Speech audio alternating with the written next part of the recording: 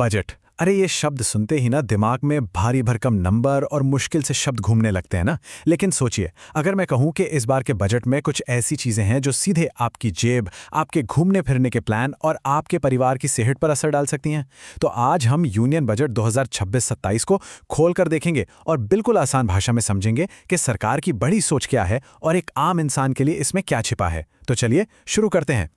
Budget की शुरुआत होती है इस एक लाइन से, और ये सिर्फ एक नारा नहीं है, ये सरकार का इरादा साफ साफ बताता है।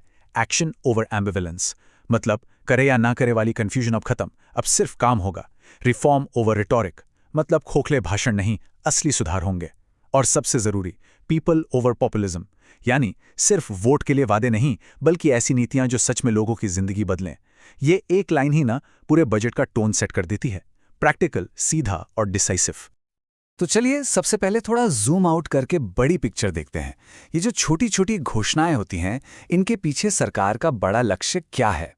आखिर ये सब मिलकर कौन सी बड़ी तस्वीर बना रहे हैं? देखिए, इस बजट के दिल में है एक सपना, विकसित भारत। लेकिन ये सिर्फ ऊंची इमारतों और तेज गाड़ियों वाला विकास नहीं है। यहां बात हो रही है एम्बिशन और इंक्लूजन के बैलेंस की। मतलब एक ऐसा भारत जो रॉकेट की रफ्तार से आगे तो बढ़े, लेकिन साथ ही ये भी पक्का करे कि विकास की इस ट्रेन में कोई भी नागरिक पीछे न छूट जाए। ये है बड़े सपनों और सबको साथ लेकर चलने का संगम। अब इतने बड़े लक्ष्य को पाने के लिए एक मजबूत नींव तो चाहिए ही। इसे आप एक रेसिपी की तरह समझिए, जिसके 3 सबसे जरूरी इंग्रेडिएंट्स हैं। पहला, मॉडरेट इन्फ्लेशन, यानी महंगाई कंट्रोल में रहे।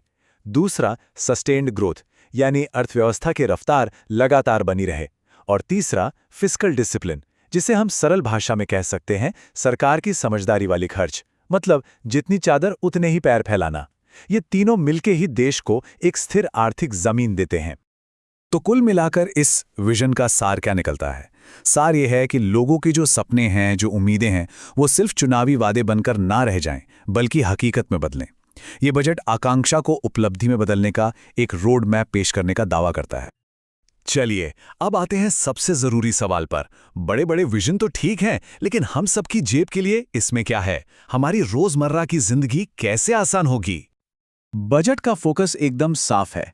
मिडिल क्लास परिवार, हमारे सीनियर सिटीजन्स और देश का भविष्य यानी स्टूडेंट्स। कोशिश यह है कि टैक्स का बोझ थोड़ा कम हो और जिंदगी की छोटी छोटी मुश्किलें आसान हों। चलिए एक एक करके देखते हैं कि ये फायदे असल में हैं क्या। ये एक बहुत बड़ी राहत है, खासकर उन परिवारों के लिए जो विदेश घूमने का प्लान कर रहे हैं या जिनके बच्चे बाहर पढ़ रहे हैं। देखिए, पहले जब आप विदेश टूर पैकेज लेते थे तो उस पर 5% या कभी-कभी 20% तक का टीसीएस कट जाता था, जो एक तरह का एडवांस टैक्स है। अब ये घटाकर सिर्फ 2% कर दिया गया है। इसी तरह बच्चों की पढ़ाई या इलाज के लिए विदेश पैसे भेजने पर जो 5% टीसीएस लगता था, वो भी अब सिर्फ 2% रह गया है। इसका सीधा मतलब यह है कि अब आपके हाथ में ज़्यादा पैसा रहेगा, यानी कैश फ्लो बेहतर होगा। अरे राहतों की लिस्ट यहीं खत्म नहीं होती। हेल्थ के मोर्चे पर एक बड़ी खबर है। 17 तरह के कैंसर की दवाएं अब बिना इंपोर्ट ड्यूटी के मिलेंगी, जिससे इलाज सस्ता होगा। विदेश से एक नया लैपटॉप लाना भी आसान हो गया है। और एयरपोर्ट पर लगने वाली लंबी लाइनों और कंफ्यूजन को खत्म करने के लिए अब एक ऑनलाइन ऐप भी होगा। यहां तक कि आपके किचन में इस्तेमाल होने वाले माइक्रोवेव ओवन के कुछ पार्ट्स पर भी ड्यूटी खत्म की गई है। ये छोटी छोटी चीजें मिलकर ही तो रोजमर्रा की जिंदगी को आसान बनाती हैं। अब बात करते हैं हमारी अर्थव्यवस्था के असली इंजन की, हमारे किसान और हमारे छोटे व्यापारी यानी एमएसएमईज। चलिए देखते हैं बजट ने इनकी तरक्की के लिए क्या रास्ते खोले हैं। ये तस्वीरें भारत की असली ताकत हैं। एक तरफ खेत में पसीना बहाता किसान और दूसरी तरफ अपनी छोटी सी फैक्ट्री में देश का भविष्य गढ़ता हमारा एंटरप्रेन्योर। बजट में इन दोनों ही क्षेत्रों को सहारा देने और इनकी आय बढ़ाने पर जोर दिया गया है। चलिए देखते हैं कैसे।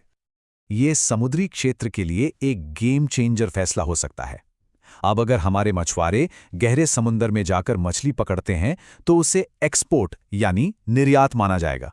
इसका सीधा मतलब है कि अब वे अपनी पकड़ को सीधे अंतर्राष्ट्रीय बाजार में बेच सकते हैं, जहां उन्हें बेहतर कीमत मिलेगी।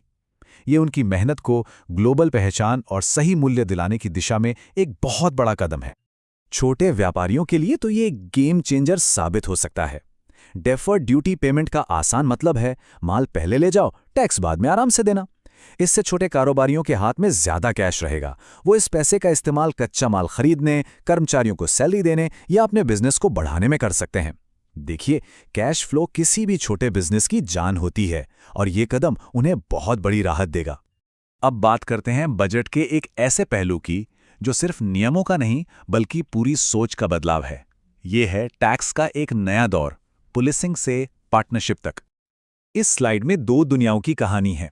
एक तरफ है टैक्स पुलिसिंग का दौर, जहां टैक्स पेयर और टैक्स अधिकारी के बीच डर और शक का माहौल था, और दूसरी तरफ है पार्टनरशिप का नया दौर, जहां विश्वास और सहयोग की नींव रखी जा रही है। सरकार का संदेश एकदम साफ है, वो ईमानदार टैक्स पेयर को देश के विकास में एक पार्टनर की तरह देखती है, किसी अपराधी की तरह नहीं। आइए इस बदलाव को और करीब से समझते हैं। देखिए, पहले क्या था? पुलिसिंग युग में छोटी छोटी गलतियों पर भी बड़ी पेनल्टी का डर बना रहता था। अब पार्टनरशिप के दौर में गलतियों को सुधारने के लिए समय दिया जा रहा है। पहले टैक्स को लेकर अक्सर लंबी कानूनी लड़ाइयां होती थीं। अब विश्वास पर आधारित कंप्लायंस को बढ़ावा दिया जा रहा है। पहले हर चीज पर मैनुअल नजर रखी जाती थी, अब टेक्नोलॉजी की मदद से सिस्टम ड्रिवन क्लियरेंस हो रहा है। और सबसे बड़ी बात, छोटी मोटी प्रक्रिया की चूकों को अब अपराध की श्रेणी से हटाया जा रहा है, जिससे टैक्स पेयर्स की चिंता कम होगी। और इस विश्वास आधारित सिस्टम को हकीकत में बदलने का सबसे बड़ा औजार है टेक्नोलॉजी। आर्टिफिशियल इंटेलिजेंस और डिजिटल सिस्टम का इस्तेमाल करके टैक्स की पूरी प्रक्रिया को फेसलेस बनाया जा रहा है। इसका मतलब अब आपको किसी अधिकारी के सामने पेश होने की जरूरत नहीं है।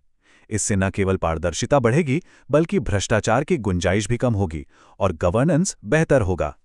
तो हमने बजट के अलग अलग हिस्सों को देख लिया। अब आखिर में इन सभी धागों को जोड़कर देखते हैं कि ये कैसे विकसित भारत की बड़ी तस्वीर को पूरा करते हैं। ये तस्वीर मेक इन इंडिया के सपने को दिखाती है। बजट में कस्टम ड्यूटी में छूट से लेकर एमएसएमईज को दी गई राहत तक, इन सब कदमों का एक ही मकसद है, भारत में मैन्युफैक्चरिंग को एक नई उड़ान देना। लक्ष्य सिर्फ अपनी जरूरतें पूरी करना नहीं है, बल्कि भारत को दुनिया के लिए एक ग्लोबल प्रोडक्शन हब बनाना है। तो संक्षेप में कहें तो ये बजट एक साफ सुथरा रोडमैप पेश करता है। इसका फोकस 3 मुख्य बातों पर है: अर्थव्यवस्था में स्थिरता लाना, विकास की गति को बनाए रखना और हर नागरिक के लिए जीवन को थोड़ा और आसान बनाना। ये इन तीनों लक्ष्यों के बीच एक संतुलन बनाने की कोशिश करता है। और अंत में हम आपको इसे एक बड़े सवाल के साथ छोड़ जाते हैं। कागज पर एक महत्वाकांक्षी खाका तो तैयार है, लेकिन क्या ये ब्लूप्रिंट वाकई देश की और हम सब की उम्मीदों को हकीकत में बदल पाएगा? इसका जवाब तो आने वाला वक्त ही देगा। हमारे साथ जुड़ने के लिए धन्यवाद।